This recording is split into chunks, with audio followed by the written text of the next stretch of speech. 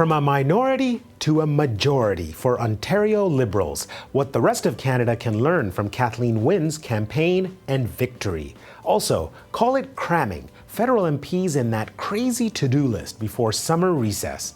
I'm Affan Chowdhry. Welcome to Globe Now. Ontario Liberals are all smiles today because voters sent Kathleen Wynne and the Liberal Party back to Queen's Park, and this time with a majority in the provincial legislature.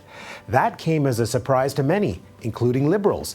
The race was still being described as neck and neck going into the vote. The result?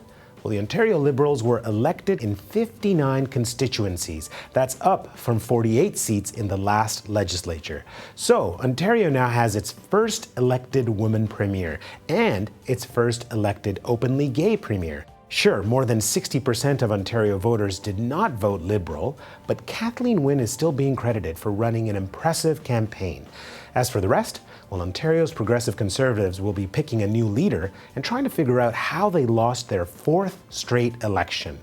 As for the NDP, they held the balance of power in the legislature and triggered the election in the first place. Well, after last night, they no longer have that power to wield.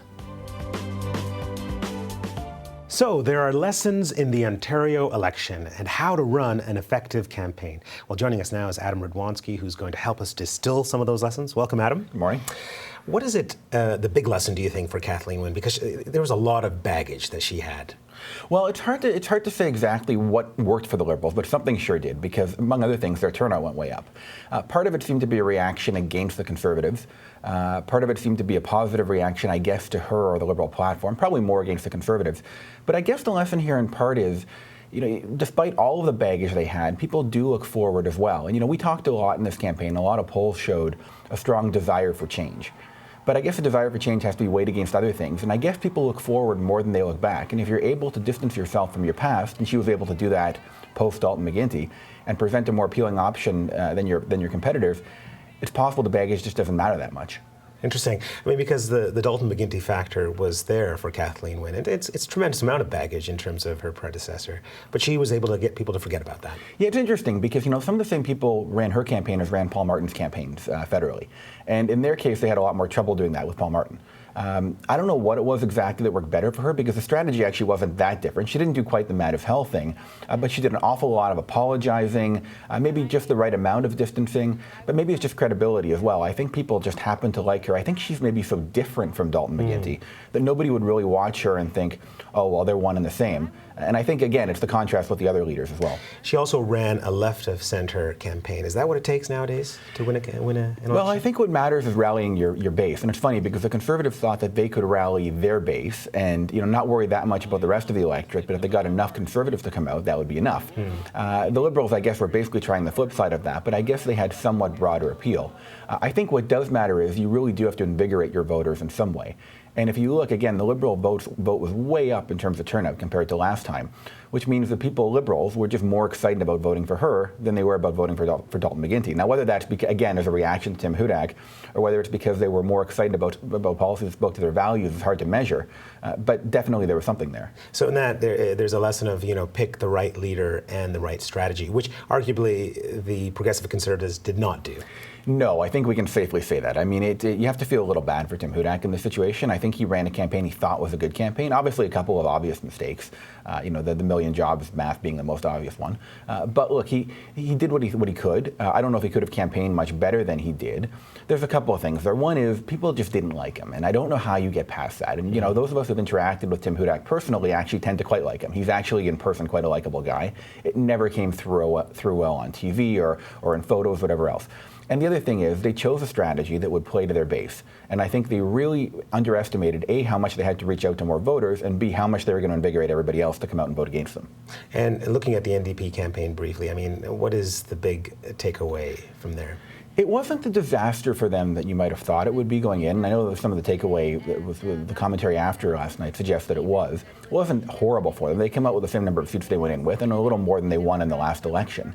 That being said, I think there is a lesson here that when you try to move away from your traditional values, you have to bring people along with you. And so, you look, they got a few pickups outside Toronto in different ridings, which they didn't hold previously. They also lost 3 seats in downtown Toronto because I think they really didn't bring along their traditional voters. The other obvious thing is you really do have to, if you're going to force an election, you've got to articulate better why you did it. I mean, they just didn't pick up a lot of votes because I don't think anybody knew what they stood for here. Interesting. Well, thank you so much, Adam. Thank you. Well, we want to hear from you. How do you feel about the Ontario election result? And what do you think the outcome says about how political parties run their campaigns? Now, stay with us. Up next, federal politicians can hear the clock ticking, but the to-do list is long. Can they get through it before summer recess?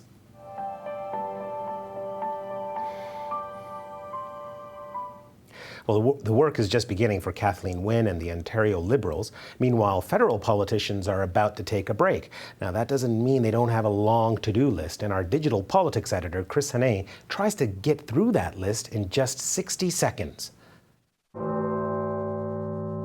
It's almost a summer break in Ottawa. See, in about a week, MPs go back to their home ridings for a few months, and the Conservatives are trying to get a lot done before that happens. They're making MPs of all parties stay as late as midnight every night so they can get as many bills passed as possible.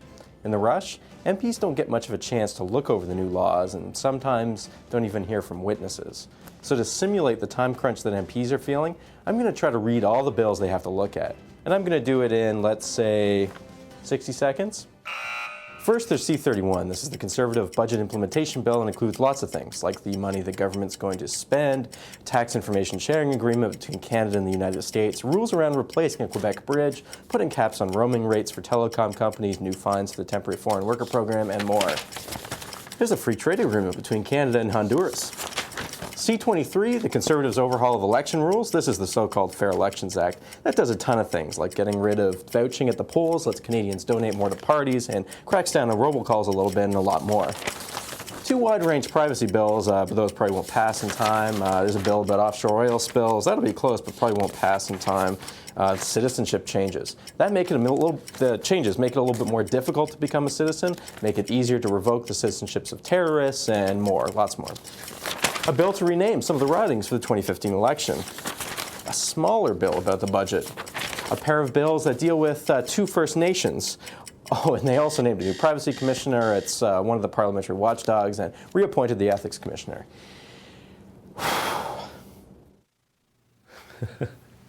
Well, that's all for today's show. If you've got a moment, hop onto Twitter and tell us what you think about the Ontario election results.